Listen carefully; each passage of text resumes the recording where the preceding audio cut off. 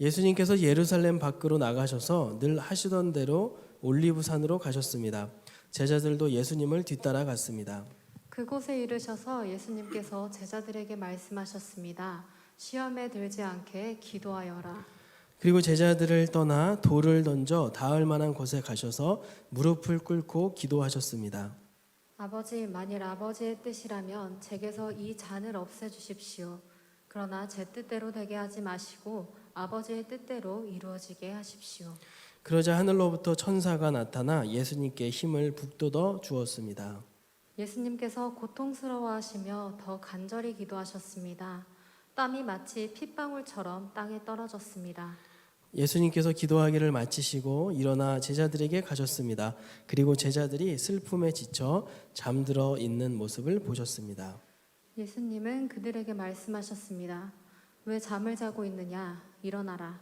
그리고 시험에 들지 않게 기도하여라. 아멘.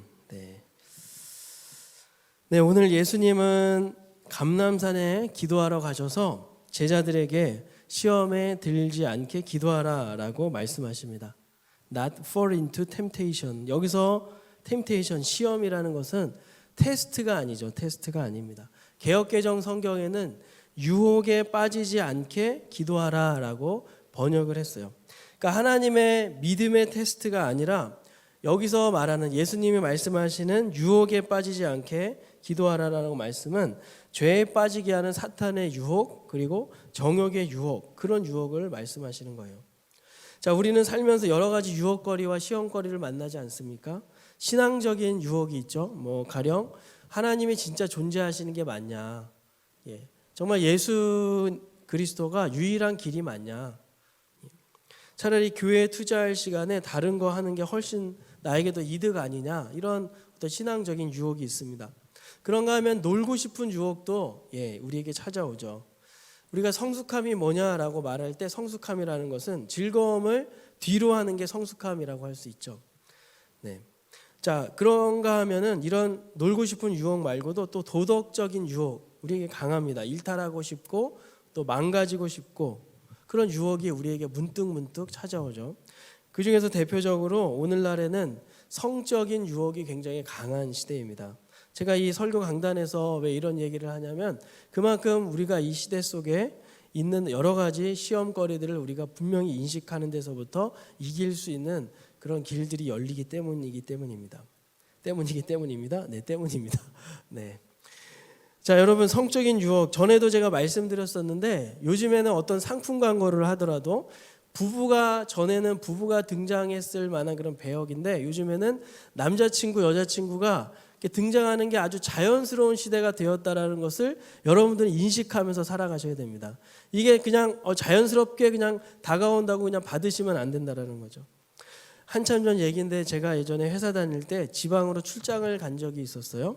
밤늦게까지 일하다 보니까는 할 수 없이 1박을 해야 됐었습니다.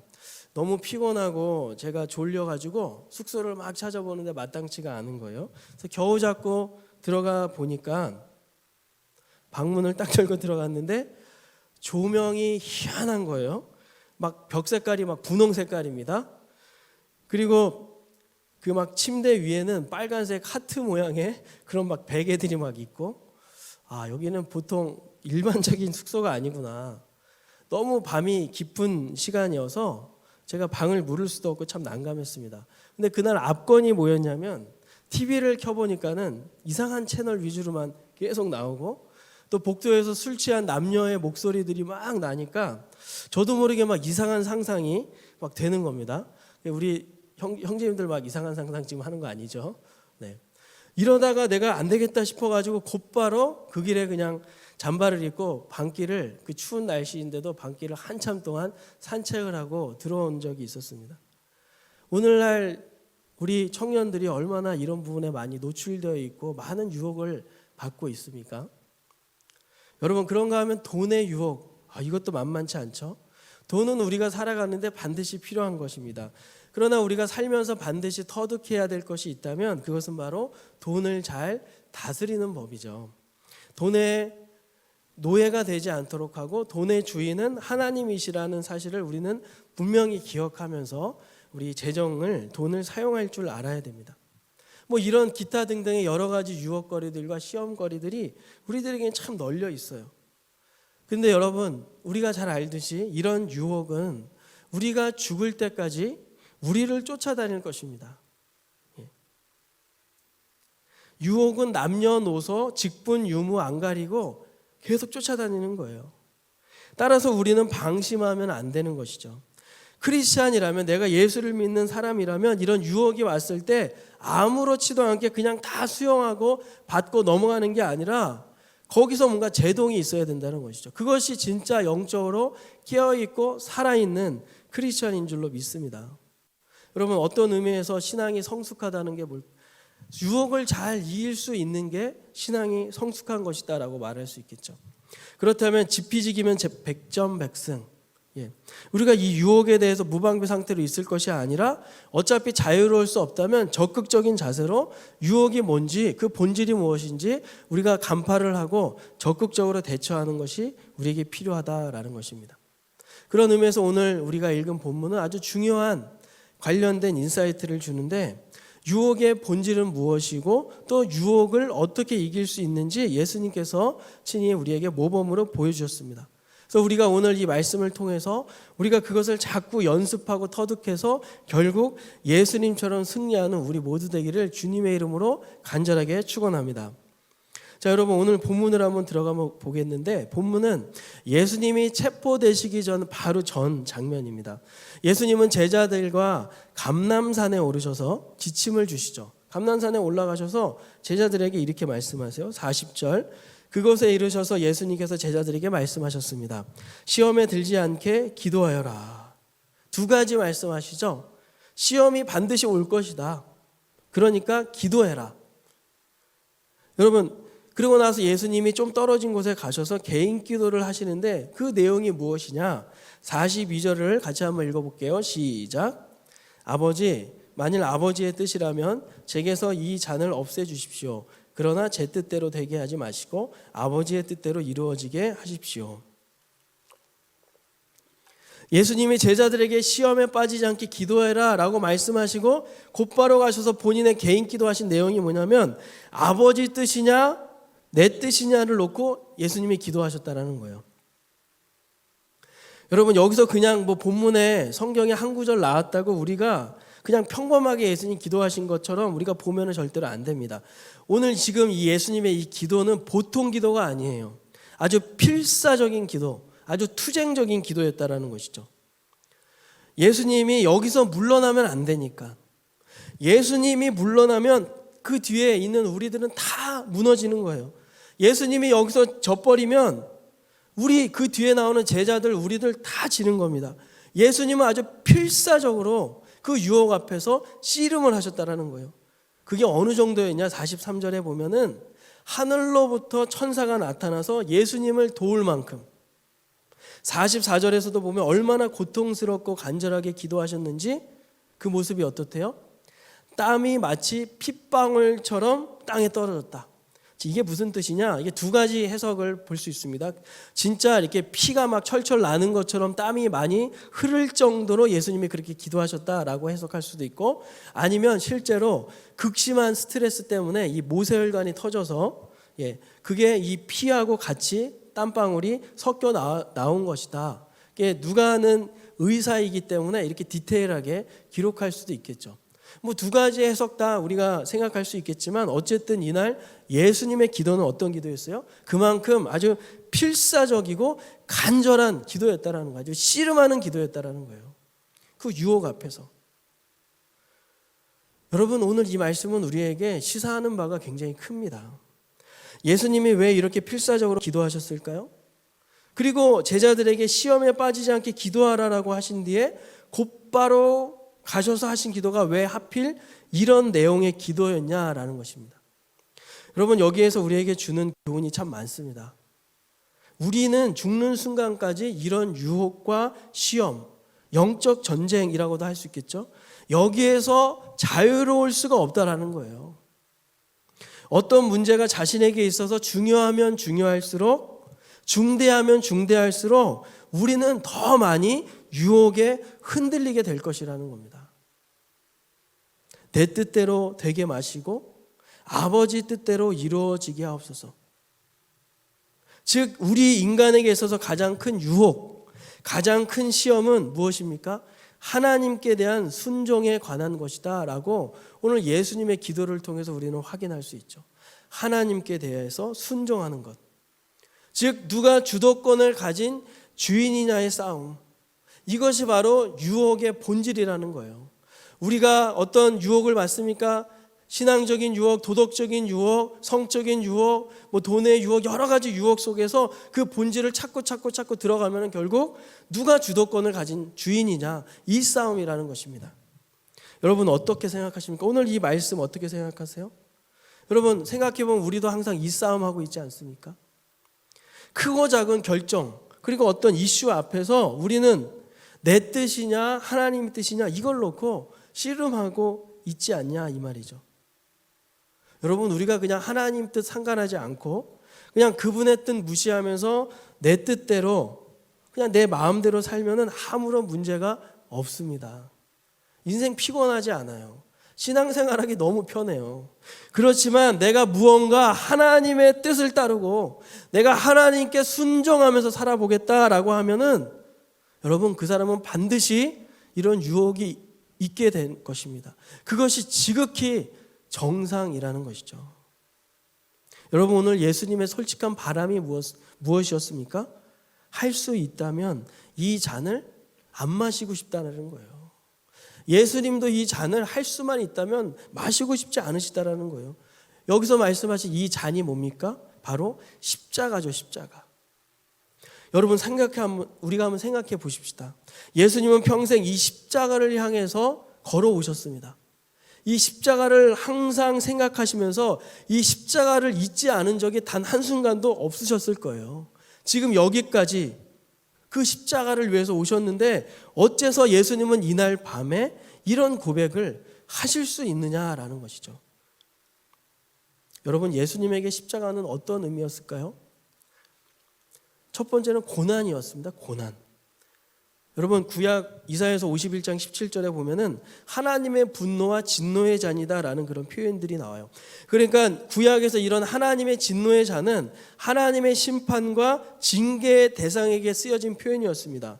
열방들, 에돔, 악한 자들, 이런 사람들, 이런 부류들에게 여기 표현되었던 그런 내용이었어요. 그러니까 예수님이 이제 어떻게 되시는 거예요? 실제로 그런 대상이 하나님 앞에서 그런 대상이 되시는 겁니다. 하나님의 심판과 진노의 대상이 되셔서 하나님께 철저하게 거절당하시고 하나님께 철저하게 외면당하셔야만 했던 그 일이 바로 십자가였다라는 십자가. 개혁주의 스터디 바이블은 이 부분에 대해서 이렇게 해설하는데요. 한번 보시겠습니다. 예수님은 성부 하나님이 진노로 심판하시며 예수님 자신과 함께하지 않으시고 자신을 대적하실 것임을 알면서도 죽음을 맞이하셔야 한다. 여러분 우리가 예수님이라고 한번 생각해보고 한번 상상을 한번 해봅시다. 내가 마셔야 될 그 잔이 얼만큼 고통스럽고 쓴 잔인지 알면서 주님은 마셨다라는 거예요. 그러니까 주님은 이 유혹과 시험 앞에서 그렇게 필사적인 기도를 하실 수밖에 없으셨다라는 거죠. 여러분 예수님은 우리를 너무나 사랑하시지만 그럼에도 십자가는 결탄코 간단한 일이 아니셨습니다. 예수님은 아무 잘못과 책임이 없으시지만 자신이 아니면은 다른 이는 결코 마실 수 없는 그런 고통의 잔이었어요. 여러분 우리는 너무나 편안하게 예수님만 믿으면 구원받지만 하나님 편에서는 가벼운 일이 절대로 아니었다. 엄청난 대가를 지불하셔서 우리 한 사람 한 사람을 구원해 주셨음을 여러분 오늘 우리가 다시 한번 기억하길 바랍니다. 여러분 예수님이 이 고통의 잔을 마심으로써 어떤 일이 벌어졌습니까? 죄인인 우리가 받아 마땅한 그 잔을 안 마시게 되었습니다. 예수님이 고난당하심으로 우리가 받아 마땅할 고난과 심판을 면하게 해주셨습니다. 하나님의 원수, 하나님의 증오의 대상이었던 우리가 예수님의 십자가로 말미암아 그 주님을 믿음으로 이제 하나님의 사랑과 축복의 대상이 되었다라는 거예요. 얼마나 놀라운 감사한 일입니까? 뿐만이 아니죠. 그리스도와 함께 우리는 하나님의 공동 상속자가 되었다고 성경에 보면 나옵니다. 여러분, 예수님은 우리의 불순종 때문에 끝까지 씨름하시면서 순종하셨다는 사실을 기억하시길 바랍니다. 사랑하는 여러분, 오늘 본문은 예수님도 순종이 쉽지 않았다라고 말하고 있는 거예요. 순종 참 어려운 일이죠. 히브리서 5장 7절에 이렇게 나오죠. 우리 히브리서 5장 7절 같이 읽어봅니다. 시작. 예수님께서 사람으로 계실 때 하나님께 기도하고 도움을 구하셨습니다. 그분은 자기를 죽음에서 구해 주실 수 있는 분에게 큰 소리로 부르짖으며 눈물로 기도하셨습니다. 그리고 모든 것을 하나님께 맡기고 순종하심으로 하나님의 응답을 받으셨습니다. 여러분, 여기 보면 큰 소리로 부르짖으며 눈물로 기도하였다. 이 부분을 개역개정 성경에서는 이렇게 말합니다. 심한 통곡과 눈물로 간구와 소원을 올리셨다. 무슨 얘기입니까? 하나님께 제대로 순종하려면 반드시 이런 과정이 필요하다. 히브리서 5장 8절에서는 또 이렇게 이야기하죠. 예수님께서는 하나님의 아들이셨지만 고난을 통해 순종하는 법을 배우셨습니다. 예수님이 참 교만하고 고집이 세셨다, 그 얘기하는 게 아니죠. 예수님은 하나님의 아들이셨지만 그럼에도 친히 고난을 통해서 순종하는 법을 배우셨다. 죄에서 완전히 자유로우신 분도 이렇게 유혹과 시험과 맞서서 씨름하시고 투쟁하셨다면 여러분, 우리는 어떻게 해야 되겠습니까? 여러분, 우리가 순종의 자세가 딱 갖추어져 있으면 크게 유혹받지 않을 거예요. 시험 들지 않을 것입니다. 하나님을 의심하지 않을 거예요. 우리가 유혹에 흔들리고 시험에 들고 하나님을 의심하는 것은 어쩌면 우리 안에 하나님을 향한 순종의 자세가 흐트러져 있거나 아니면 아직 갖추어지지 않았다라는 증거는 아니겠습니까? 여러분, 그런 의미에서 순종이라는 것은 하나님에 대한 신뢰감이 두터울 때 비로소 가능한 것입니다. 방금 히브리서 5장 7절에서 모든 것을 하나님께 맡기고 순종하셨다라고 말하죠. 이거를 개역개정 성경에서는 경건하심으로 순종하셨다, 이렇게 경건하심으로, 이걸 헬라 원어 의미를 살려서 얘기하면 하나님께 대해서 깊은 존경과 경외의 감정을 가지고 순종하셨다, 그렇게 해석을 할 수 있습니다. 다시 말해서 순종은 하나님을 깊이 신뢰하고 진짜 하나님을 경외할 때 생기는 마음이라는 거예요. 따라서 여러분, 우리 신자의 삶, 우리 성도의 인생은 무엇이라고 할 수 있습니까? 바로 하나님을 믿느냐, 하나님께 순종하느냐 하는 것에 대한 싸움의 연속이라고 할 수 있겠죠. 우리는 항상 이 시험과 이 유혹을 받는 거예요. 하나님을 믿느냐, 하나님께 순종하겠느냐. 우리는 죽을 때까지 어떤 상황 속에서도 하나님을 신뢰하느냐 마느냐, 그래서 하나님께 순종해 보겠냐 순종 안 하겠냐 하는 유혹과 싸워야 된다는 것입니다. 사랑하는 여러분, 오늘 예배를 드리는 모든 우리 레알 지체 여러분, 여러분들은 지금 어떤 유혹을 받고 계십니까? 지금 어떤 문제로 시험에 빠져서 믿음이 흔들리고 계세요? 하나님을 신뢰하시길 바랍니다. 말뿐만이 아니라 진정으로 하나님을 경외하시는 우리 모두 되기를 주의 이름으로 축원합니다. 여러분, 우리가 여기서 중요한 사실 한 가지 더 언급하자면, 하나님은 이 믿음과 순종을 우리에게 거저주지 않으시겠답니다. 그리스도처럼 고난을 통해 순종하는 법을 배우게 하시겠다라는 거예요. 이게 우리로서는 정말 환장할 노릇입니다. 우리는 죽을 때까지 어떤 고난을 받으면서 유혹에 흔들리고 시험에도 빠지고 하나님을 의심하게 될 것입니다. 그런데 하나님은 이런 모든 과정을 통해서 이런 경험도 사용하셔서 결국 우리에게 뭘 가르치시겠다? 순종을 가르치시겠다라는 거예요. 하나님을 굳게 신뢰하는 하나님의 백성으로 만들어 가시겠다. 그리고 하나님을 신뢰할 때 정말 뜻밖의 일들이 펼쳐지는 것을 경험하게 하시겠다. 순종의 축복을 맛보게 하시겠다라는 것이죠. 여러분, 이것은 결코 가벼운 이야기가 아니죠. 쉽게 받아들이고 싶지도 않습니다. 그래서 우리는 심한 통곡과 눈물로 간구와 소원을 올려드릴 수밖에 없어요. 사랑하는 여러분, 혹시 최근에 심한 통곡과 눈물을 흘리고 있는 분이 계십니까? 고통 속에서 하나님을 향해서 정말 간구와 소원을 아뢰고 있는 분 계세요? 그렇다면 여러분, 오늘 이 본문이 분명하게 증거하고 있는 그 분명하고도 확실한 사실을 오늘 마음속에 꼭 새기고 돌아가시기를 주의 이름으로 축원합니다. 예수 그리스도도 심한 통곡과 눈물로 간구와 소원을 올리셨다. 그리고 그는 이 과정을 거쳐서 결국 유혹과 시험에서 승리하셨다. 그뿐만이 아니라 모든 이름 위에 뛰어난 이름, 하늘과 그리고 땅과 땅 아래에 있는 모든 존재로부터 높임을 받으셨다. 성경이 증거하는 바 아니겠습니까? 그런데 여러분, 이 일은 그리스도께만 일어난 일이 아니었습니다. 예수님의 기도로 말미암아 예수님 자신뿐만이 아니라 그를 따르던 제자들에게도 놀라운 은혜가 임했다라는 것을 우리는 알 수 있죠. 우리가 앞서 살펴본 누가복음 22장 32절에 예수님을 부인하게 될 그 베드로를 향해서 주님이 이런 말씀하셨습니다.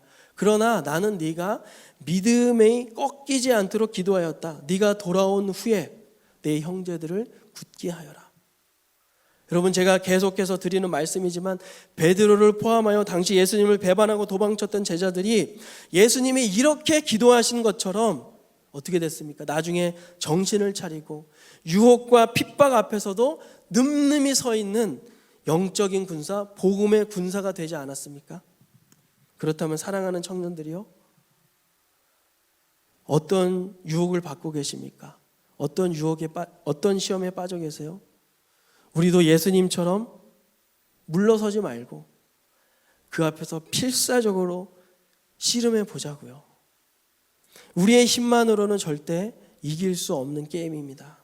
필요하다면 심한 통곡과 눈물로 간구와 소원을 아뢰시기를 바랍니다. 그것은 단순히 한풀이도 아니고 그냥 허공에서 흩어 없어져 버리는 넋두리도 아닙니다. 왜냐하면 반드시 귀 기울여 듣고 응답하시는 분이 계시기 때문이죠. 이 코로나 혼란스러운 사회 속에서 얼마나 많은 유혹을 받고 계세요? 불릴 듯 일어나는 청년의 정욕을 주체하지 못해서 얼마나 많은 유혹과 갈등 속에 계십니까? 어떤 경우에는 당위성이 너무 짙은 유혹도 있죠. 그런데 어쩌면 당연함을 가장한 치명적인 유혹일 수도 있다는 사실을 여러분 기억하시기 바랍니다. 우리가 너무 아무런 재고 없이 하나님께 엽줍는 그는 과정도 생략하고 그냥 내 뜻과 내 주관대로 결정할 때도 있지 않습니까? 우리는 결코 방심해서는 안 됩니다. 할 수 있다면 중보기도팀에 기도 요청도 하시고, 아니면 본인이 중보기도팀에 지원하셔서 본인의 기도도 하고 다른 청년들의 기도도 해보시기를 바랍니다. 오늘 예수님이 이 마지막 순간까지 우리에게 주신 아주 좋은 모범 사례, 인간이 밟는 모든 유혹의 본질은 바로 내 뜻이냐 하나님의 뜻이냐, 바로 하나님과 실랑이를 벌이는 주도권의 싸움입니다. 우리가 죽을 때까지 우리를 떠나지 않는, 우리를 괴롭히는 끊이지 않는 유혹입니다. 우리에게 중대한 문제이면 문제일수록 우리가 가장 크게 받게 될 유혹입니다.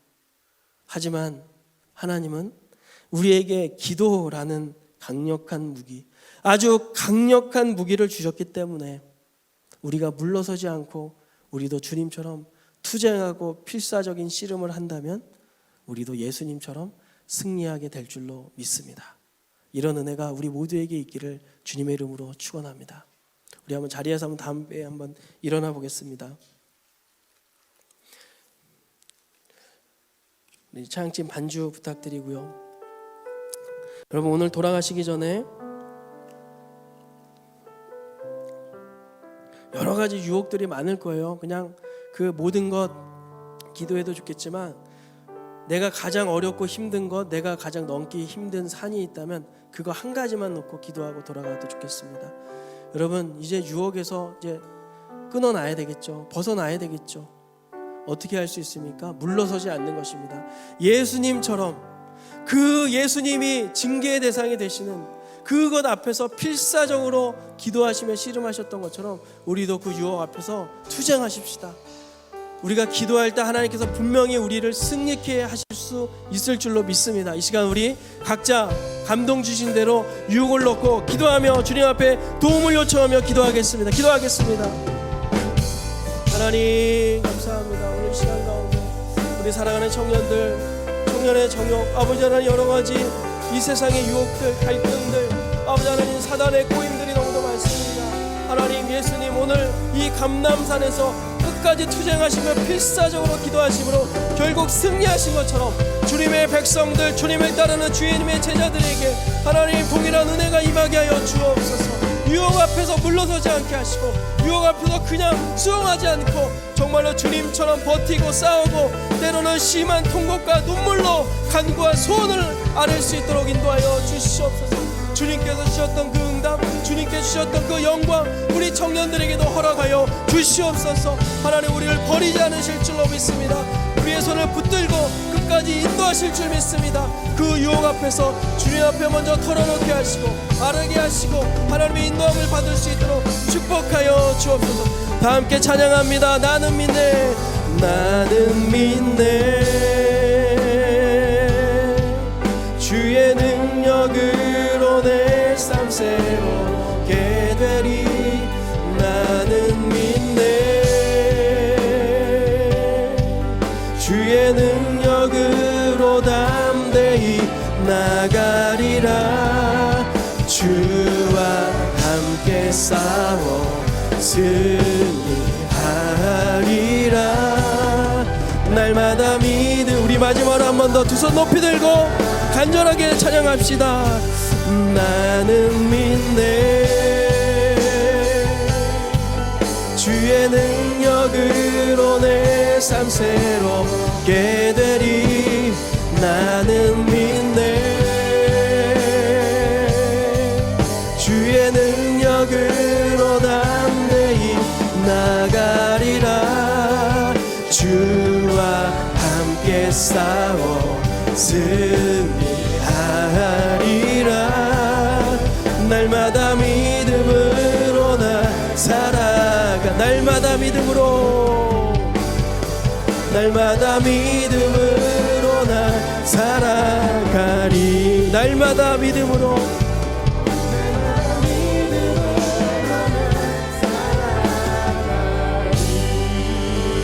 그렇게 인도하실 하나님 앞에 감사와 영광의 박수 올려드립니다. 할렐루야. 지금 우리 주 예수 그리스도의 은혜와 하나님의 사랑과 성령의 교통하심이 세상에서 만나는 여러 가지 유혹과 시험거리들 앞에서 투쟁하고 씨름하겠노라고 결단하며 다짐하는 모든 심령들 머리머리 위에, 그래서 결국은 기도를 통하여 승리하게 하실 그 주님의 은총을 바라며 나아가는 모든 심령들 발걸음, 가정과 학업과 직장과 모든 인생, 그리고 코로나로 수고하는 모든 분들 가운데 영원토록 함께 계시기를 축원하옵나이다. 아멘.